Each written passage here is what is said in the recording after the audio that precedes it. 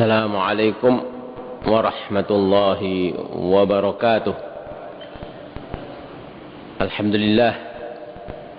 Alhamdulillahilladzi tafaddala alaina bisyahrihil muharram wa tawajjahu biyaumi Ashura al-mu'azzam. وأشهد أن لا إله إلا الله وحده لا شريك له شهادة نرجو بها النجاة في يوم لا ينفع الندم لمن يندم. وأشهد أن سيدنا ومولانا وحبيبنا وقرة أعيننا محمدا عبده ورسوله الكنز المطلسم والفيض المعمم. اللهم صل وسلم وبارك وعظم وكرم ومجد على حبيبنا وشفيعنا وقرة أعيننا مولانا محمد وعلى آله وأصحابه السالكين منهجه المقوم. أما بعد، معاشر الحاضرين والحاضرات rahimakumullah. Para hadirin hadirat serta para pendengar yang mudah-mudahan senantiasa mendapatkan curahan rahmat dari Allah Subhanahu wa taala. Amin. Pelajaran kita berada pada pembahasan akan salat syiddatil khauf, ya. Sebagaimana yang sudah diterangkan pada pelajaran-pelajaran yang telah lewat, bahwasanya dibolehkannya akan pelaksanaan salat syiddatil khauf itu bila tidak bertentangan dengan larangan-larangan syariah, yaitu dipergunakan untuk tujuan maksiat. Karena al-qaidah al-fiqhiyah sudah menyebutkan al-ma'asi ar-rukhas la tunatu bil ma'asi. Yang namanya rukhsah syariat, kemudahan serta keringanan yang diberikan oleh asy-syari' pada hamba-hambanya itu tidak ada hubungannya dengan tujuan maksiat, tidak ada hubungannya dengan sarana, tidak ada hubungannya untuk dipergunakan melakukan pelanggaran-pelanggaran agama, seperti yang sudah diterangkan pada pelajaran-pelajaran yang telah lewat, bahwasanya orang yang dibolehkan untuk sholat mengqasr sholat, ya, dalam perjalanan itu tidak boleh dipakai untuk apa? Untuk menjemput pacar, contohnya. Tidak boleh, karena pacar itu apa? Imra'atun ajnabiyah, haram orang pacaran, dosa besar. Rasul sallallahu alaihi wasallam telah menyebutkan, majtama'a rajulun bimra'atin ajnabiyyah illa wasyaitanu thalithuhuma. Tidaklah berduaan laki-laki dengan perempuan yang bukan mahramnya, terkecuali iblis itu livrinya. Itu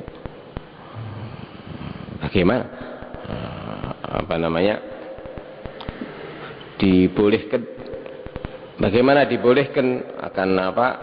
Akan qasrus shalah bagi orang yang pacaran, tidak dibolehkan. Ini antara contoh-contoh daripada al-ma'asi, ar-rukhas la tunatu bil ma'asi. Rukhsah agama itu tidak boleh disalahgunakan, tidak boleh disalahgunakan, tidak diperuntukkan ahli maksiat, ya. Maka karena demikian, begitu pula dalam masalah dibolehkannya untuk melakukan sholat syiddatul khauf, ya, itu selagi tidak bertentangan dengan apa, dengan larangan-larangan syariat, ya. Seperti yang dicontohkan pada pelajaran yang telah lewat, yaitu tidak boleh sholat syiddatul khauf dipakai oleh para pemberontak terhadap pemerintah yang sah, ya, yaitu menurut kacamata agama pemerintah yang pemimpinnya muslim. Tidak boleh, ya, bila terjadi pemberontakan mereka mempergunakan akan rukhsah yang namanya syiddatul khauf, karena ini maksiat azimah, memberontak terhadap pemimpin yang muslim, ya, apapun alasannya, dan sudah kita terangkan pada pelajaran-pelajaran yang telah lewat. Begitu pula tidak dibolehkan untuk mempergunakan rukhsah dalam hal ini bagi quttai thariq, bagi qutta' jamu qati', yaitu perampok. Tidak boleh, ya, orang-orang yang melakukan perampokan itu karena merampoknya di Jakarta, ya, orang dari daerah, ya, terus ke Jakarta untuk merampok. Ini waktu ya sholat duhur asar jamak lagi, selain gosor jamak takdim, tidak boleh. Kenapa? Karena untuk ngerampok. Subhanallah, manusia, ya. Itu ada beberapa waktu yang lewat, ada beberapa jamaah itu mereka ini terkenal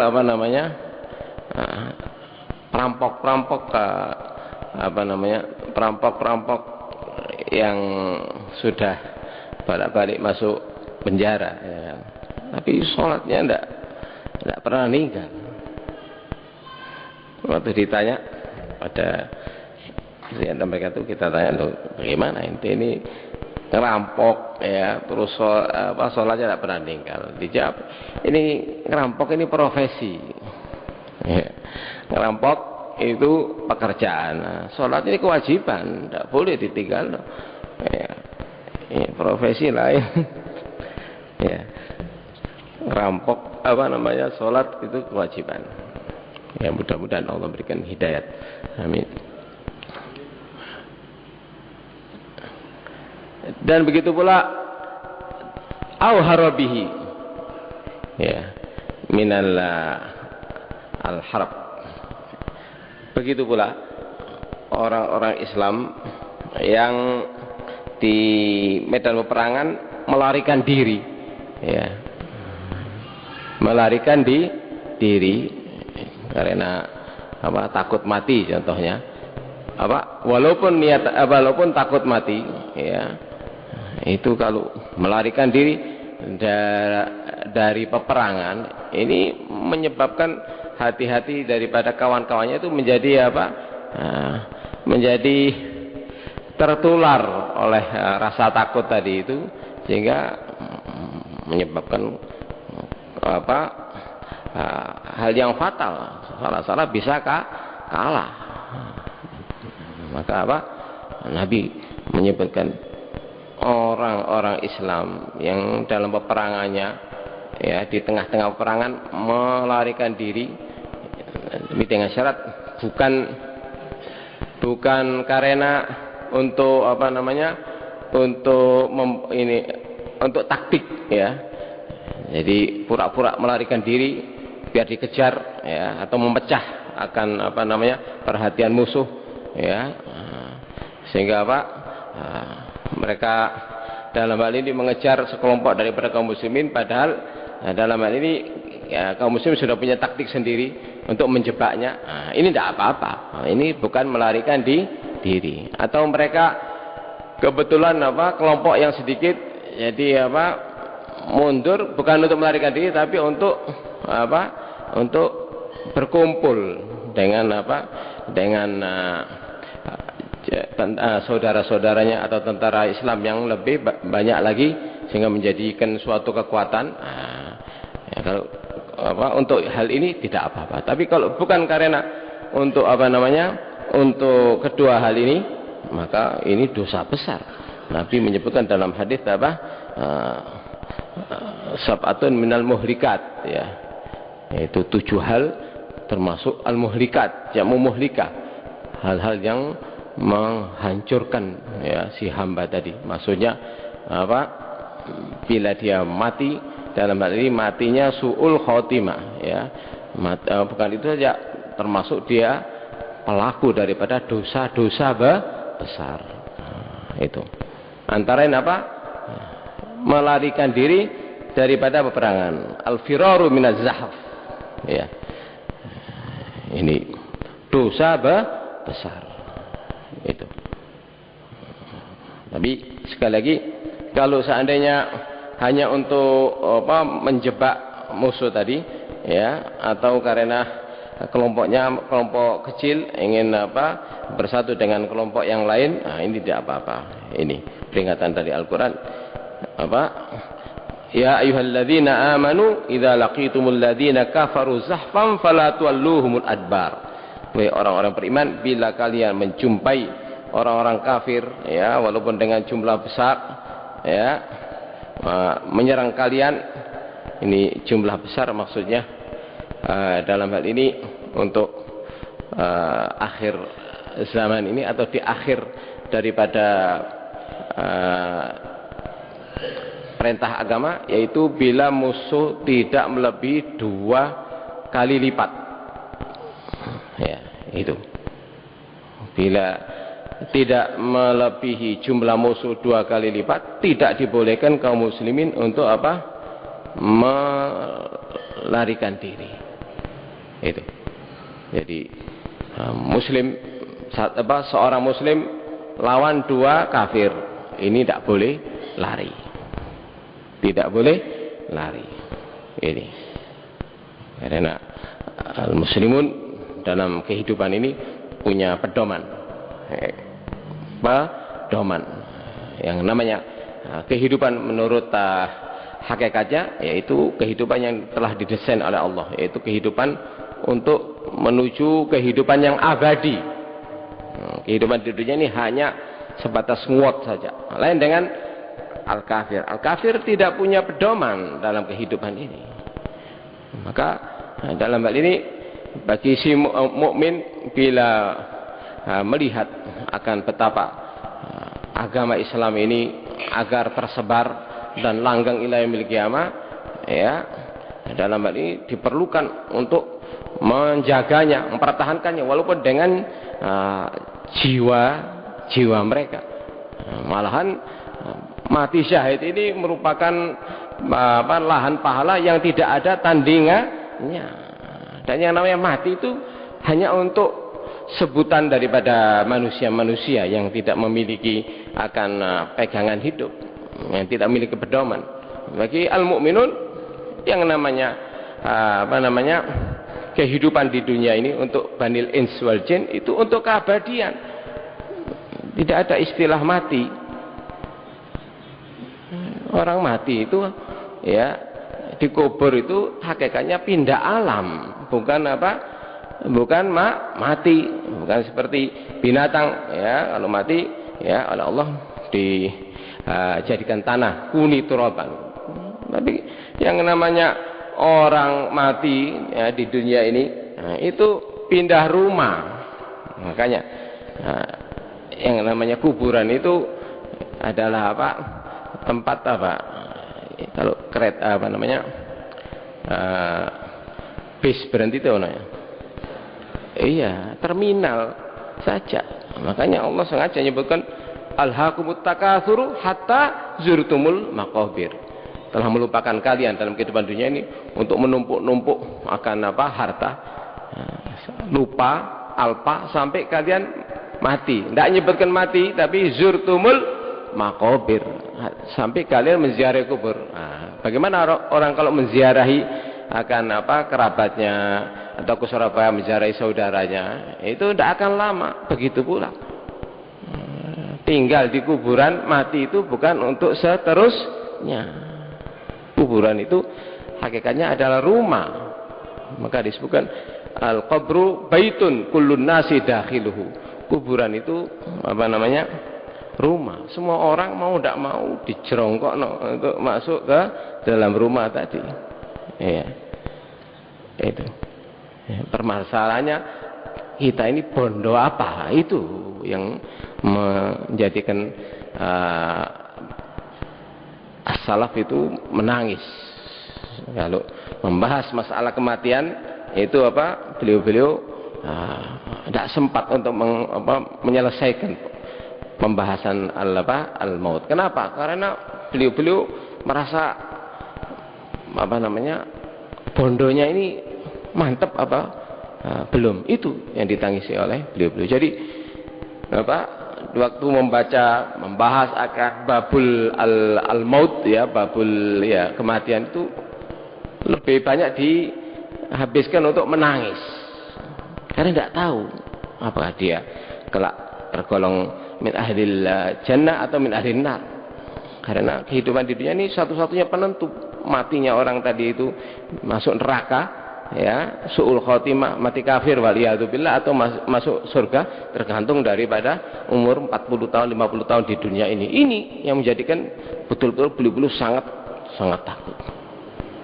Itu makanya Rasul menyebutkan apa, al-qabru awwalu manzilan min manazil akhirah. Ini gambaran lain betapa mukmin harus pandangannya dalam masalah kehidupan ini ya, sesuai dengan apa yang telah ditentukan oleh Allah, yaitu yang namanya mati itu hakikatnya bukan mati, tapi ini alam lain ya, tempat lain. Karena alam yang dibuatkan, didesain oleh Allah untuk manusia dan jin itu ada 5 alam. Yang pertama alamul adzar, alam di mana Allah Subhanahu wa taala menciptakan akan roh-roh, kemudian dilesakkan ke lempengan Nabi Adam ya, kemudian dikeluarkan lagi, kemudian oleh Allah ditanya ya, alastu bi rabbikum, alastu bi rabbikum, qalu bala syahidna. Bukankah kami Allah Tuhan kalian? Mereka semua menjawab, baik yang kafir atau yang muslim, roh kafirah atau roh muslimah, semuanya menjawab qalu bala syahidna, benar, engkau adalah Tuhan kami ya Allah. Kemudian dilesakkan kembali oleh Allah ke lempengan Nabi Adam. Nah, ini alam tersendiri, malah lamanya lebih lama daripada alam di dunia ini. Ini namanya alamul dzar ya, alam di mana Allah mengeluarkan roh-roh tadi itu karena banyak seperti dzar, seperti nget itu. Baru alam kita ini ya adalah alam yang kedua, bukan alam pertama kehidupan di dunia ini. Itu konsep Allah Subhanahu wa taala dalam menjadikan kehidupan manusia dan jin itu kehidupan abadi. Malahan kehidupan kita di dunia ini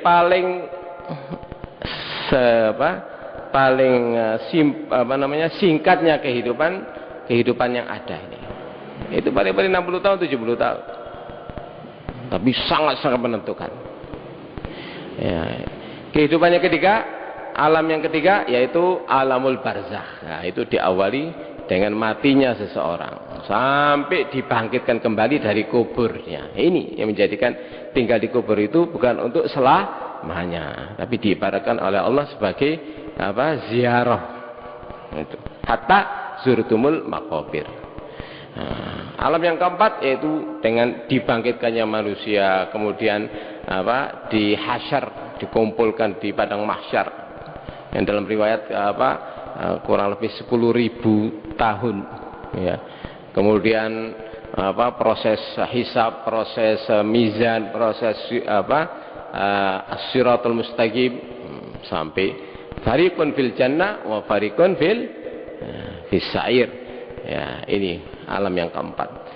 Alam yang kelima yaitu dengan masuknya ahli jannah ke al-jannah dan masuknya ahli neraka Di situ tidak ada pertanyaan sampai kapan. Tidak ada lagi pertanyaan semacam ini. Karena apa?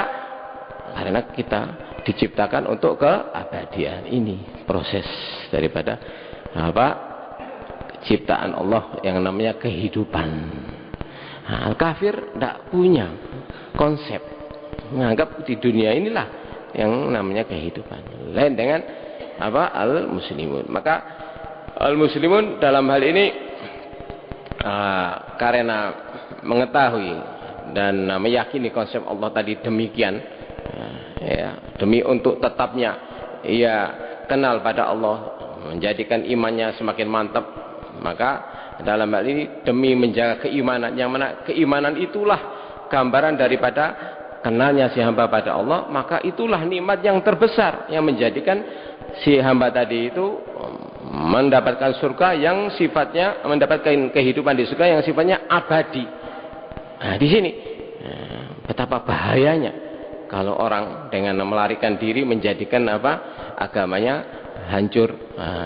Maka tidak mengherankan bila dalam kaitannya dengan menghadapi al-kufar yang jelas-jelas mereka itu ingin menghancurkan al-Islam, ingin mengkikis akan keberadaan Islam, ya, ingin mengubur al-Islam. Allah sudah menyebutkan lantanalul al-yahud wan nasara itu dalam Al-Quran, hatta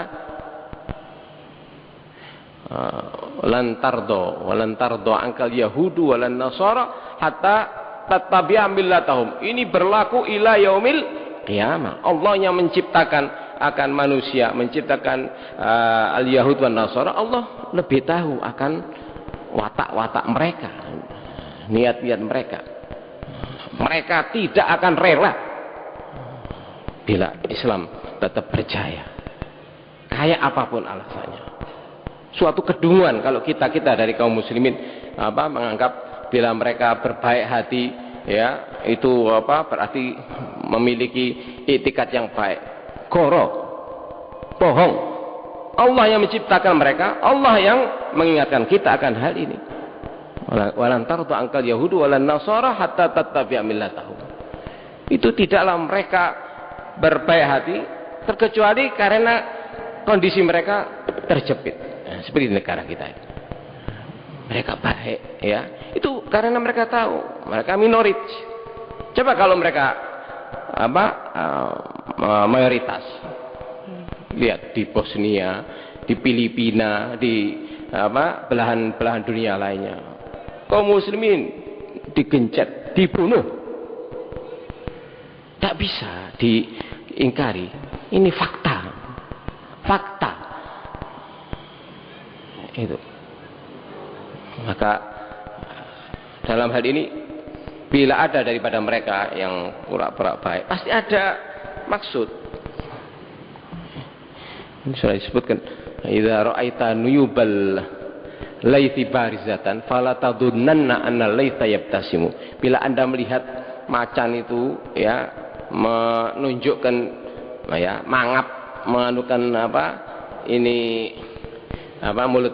mulutnya sehingga kelihatan taring-taringnya yang runcing-runcing. Jangan anggap dia itu mesem, jangan. Coba kalau Anda deketin tak dicaplok. Ya begitu pula al-yahud wan nasara. Kita pada mengetahui oknum-oknum dari ulama-ulama kita, semua agama baik, ya, kita harus toleran. Nah, ini ada maksudnya. Ini oknum-oknum bayaran. Allah yang menyebutkan walan tardo angkal yahudu walan nasara hatta tattabi'a millatahum, kok mengatakan oh tidak, kita toleran, mereka orang baik, mereka ini, mereka itu, doa bersama dan lain-lainnya. Siapa kita ini? Sudah lahir di akhir zaman, ya, ilmunya sakutak, terus menjual akan syariat. Hati-hati, tidak bisa bertemu. Ini sudah menjadi anuan mereka. Lain dengan kalau yang mayoritas itu Islam, itu malah asyari, Nabi mentasyrikan untuk kita membantu berbuat baik dengan mereka al-kuffar ad-dhimmiyun, ya, untuk bisa tinggal di negara Islam, ya, membayar upeti, dijaga mereka. Ya, ini seperti kejadian sejarah yang telah lewat. Sayyiduna Amr bin al-As, ya, waktu membuka akan kota Yerusalem, itu malah orang-orang Nasrani lebih senang untuk tinggal di Yerusalem di bawah naungan pemerintah Islam. Tapi kalau mereka yang menang, habis kaum muslimin. Lihat peperangan salib dan lain-lainnya. Karena waktu itu mereka menganggap kaum muslimin kecil sedikit, jadi dikeroyok, tapi menang dari dengkinya mereka. Manakala Inggris dan Perancis menguasai Syam, menguasai Suriah dan lain-lainnya, itu sampai kuburannya Salahuddin yang sudah dikubur puluhan tahun itu dikeduk, dincel-cel, saking itu dibakar. Tidak bisa kita karena dibantu oleh Nasrani, ya, terus kita mengatakan ini baik. Ini siapa Anda? Anda akhir zaman diuripkan oleh Allah Subhanahu wa Ta'ala. Jangan mengikuti oknum-oknum daripada ulama-ulama bayaran itu. Hati-hati. Jadi ini tadi, sampai Allah membuat ketentuan, ya, bahwasanya begitu kaum al-Yahud dan Nasara sangat berkepentingan untuk menghapuskan Islam dari permukaan bumi ini. Jadi mereka selalu mencari kesempatan, sekecil apapun kesempatan tadi pasti akan pergunakannya. Itu kita lihat sekarang negara-negara Arab bagaimana digoncang oleh Amerika dan kawan-kawannya. Ini gambarannya kesekian kalinya. Maka Allah Subhanahu wa taala menjadikan akan ketentuan khusus untuk mengingatkan kaum muslimin, yaitu di dalam menjaga, mempertahankan Islam itu kaum muslimin tidak boleh melarikan diri dari peperangan. Kenapa? Karena satu konsep daripada Islam yaitu tadi kehidupan bukan saja kehidupan di dunia, tapi kehidupan di akhirat. Sementara al-kufar selalu ingin menghancurkan Islam, maka mempertahankan Islam diberi oleh Allah ini kedudukan yang tinggi, yaitu orang yang mati syahid di dalam medan peperangan mempertahankan Islam, ini pahalanya tidak ada tandingannya, makomnya paling tinggi. Sehingga dengan demikian dipastikan al-muslimun dalam menghadapi al-kufar, karena mereka punya keimanan demikian kuat, itu mereka malah menginginkan demi mempertahankan Islam mati. Ya, satu di antara dua hal, yaitu mati hidup dalam kejayaan atau mati dalam syahadah. Itu malah mati dalam syahadah ini yang diutamakan demi menjaga, mempertahankan, menghidupkan akan Islam di permukaan bumi ini. Maka dalam hal ini di awal Islam Allah Subhanahu wa taala melarang muslimin, ya, karena iman ini di atas segala-galanya, ya. Jadi al-muslimun di awal Islam dulu satu orang tidak boleh mundur bila kafir tadi itu, ya, tidak lebih dari 10 orang. Jadi kalau mukmin satu melawan kafir 10 tidak boleh lari. Lari berarti apa? Dia itu melakukan dosa besar, termasuk yafirru minal azab. Itu. Ini maksud dari firman Allah Subhanahu wa taala, ya ayyuhalladzina ya ayyuhan nabiyyu harridil mu'minina 'alal qital.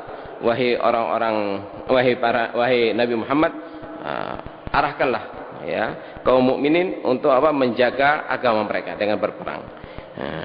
Iyyakum minkum isruna sabiruna yaghlibu mi'atain. Bila di antara kalian ada 20 orang mukmin imannya yang mantap kuat, itu dimampukan bisa mengalahkan 200 orang dari orang-orang kafir. Kenapa? Karena orang-orang kafir itu tadi tidak punya keimanan, tidak punya pendirian itu tadi.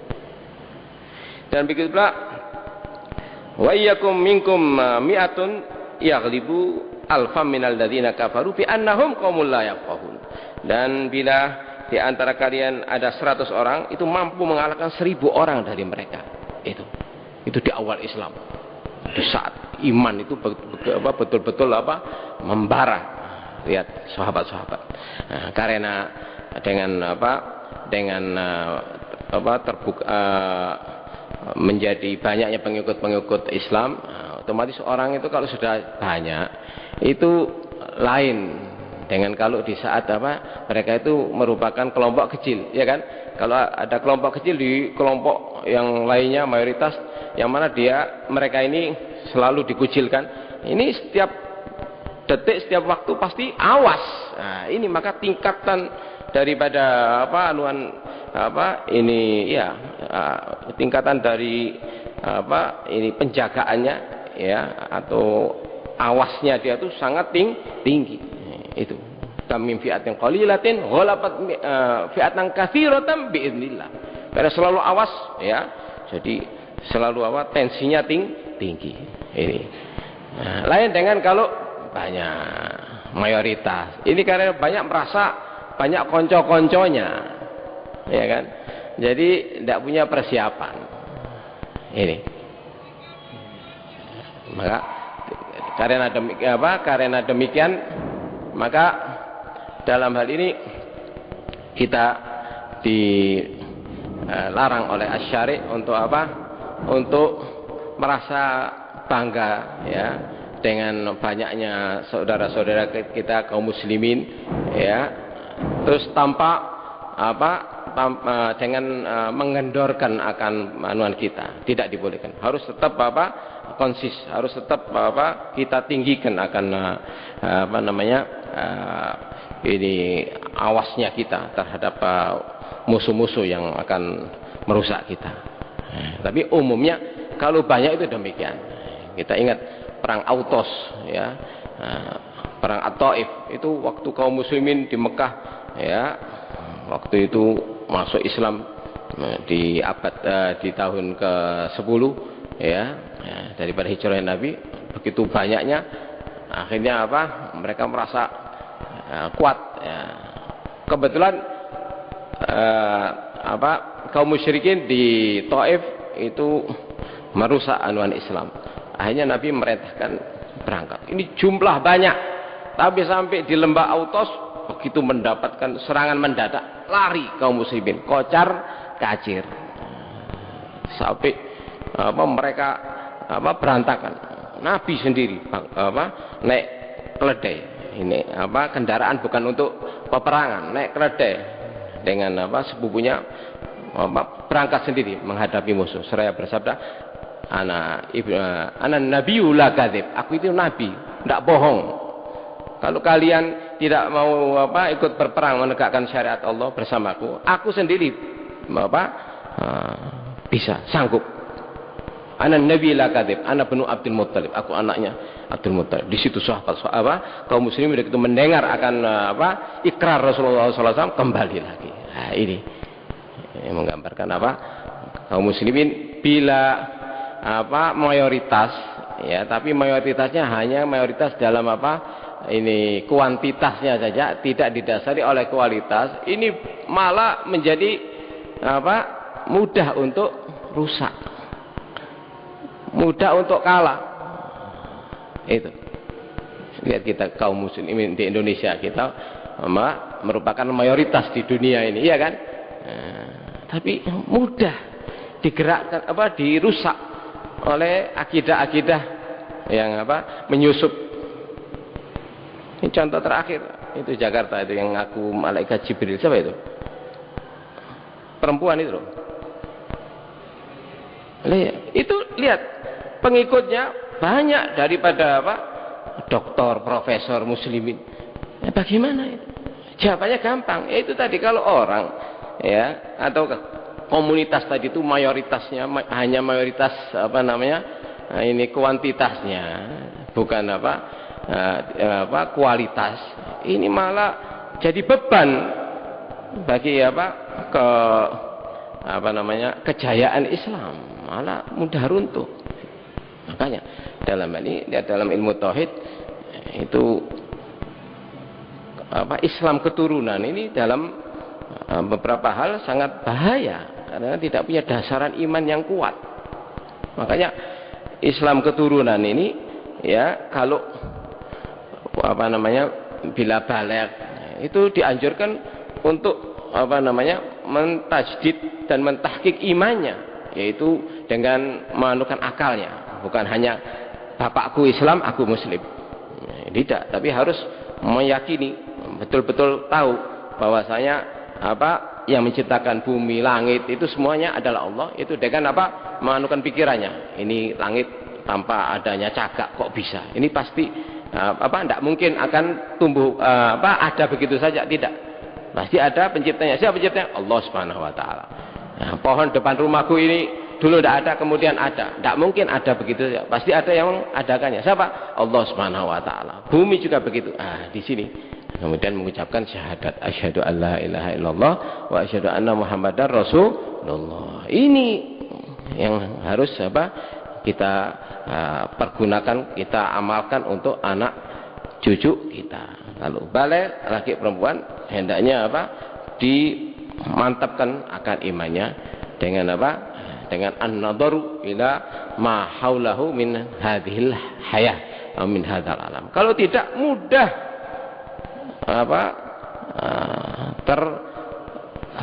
tergoyangkan akan akidahnya. Apalagi zaman sekarang musuh-musuh Islam selalu berusaha demikian. Maka tidak mengherankan bila oknum-oknum dari ulama pun itu mudah goyang akidahnya. Karena Islamnya tadi Islam Islam keturunan, Islam KTP. Lain lihat orang-orang barat yang masuk Islam itu imannya mantap karena an imanin hakiki. Ini yang diingatkan oleh Nabi, harus mayoritas terutama kualitas. Kalau mayoritas ini kuantitas malah membahayakan muslimin. Sebagaimana sabda Nabi, yushiku antatada alaikumul umam kama tatada al akalatu ala qasatihan. Nyaris ya umat-umat lain itu menerkam, menghabisi kalian sebagaimana mereka berebut makanan di suatu nampan. Sahabat terkejut. Amin gillatin fina hina idzin ya Rasulullah. Apakah karena waktu itu kami minoritas? Tidak, bal antum katsir. Kalian lebih banyak dari sekarang. Berlipat-lipat ganda, ratus kali lipat. Tapi mayoritasnya kalian itu hanya kuantitas, tidak didasari oleh kualitas. Jadi diibaratkan oleh Nabi, walakinnakum ghutha'un ka ghutha'is sail. Kalian seperti buih asail, yaitu banjir, ada air habis. Sahabat terkejut. Nabi bersabda, wala yanzi'annallahu min suduri aduwikumul mahabbata minkum. Allah akan mencabut rasa haibah yang selama ini bersemi di hati-hati musuh-musuh kalian, dicabut oleh Allah. Dan kebalikannya, walaqdhifanna fi qulubikumul wahan. Allah melesakkan pada kalian akan alwahan, kelemahan. Saat bertanya apa penyebabnya? Amal wahan ya Rasulullah? Qala hubbud dunya wa karahiyatul maut. Maksa hidup di dunia ini ya agar seterusnya mengikuti konsep orang-orang kafir. Itu sehingga wakarohiyatul maut, takut mati. Ini bukan konsep kita ikuti malahan, waliyadu billah. Ini kembali pada masalah ini, karena di akhir Islam itu keimanan kaum muslimin tidaklah sama dengan di awal Islam, dikala kaum muslimin minorit ya, yang mana di awal Islam 1 berbanding 10, tidak boleh lari. Kalau lari termasuk orang-orang al-firaru bin azab, pelaku kabair. Tapi di akhir di akhir hayatin Nabi sallallahu alaihi wasallam ditakhfif, diringankan, yaitu 1:2, karena keimanan di akhir zaman tidak seperti di awal ar-risalah. Itu firman Allah, al-ana khaffafallahu ankum wa alima anna fikum dhafa fa iyyakum minkum mi'atun sabiratu yaghlibu mi'ataini. 100 berbanding 200, 1000 berbanding 2000. Ini karena lemahnya sekali lagi banyaknya kaum muslimin, tapi cuman hanya kuantitasnya.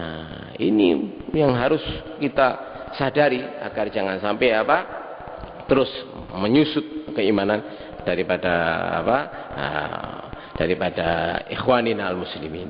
Ya, wallahu a'lam bishawab. Al-Fatihah.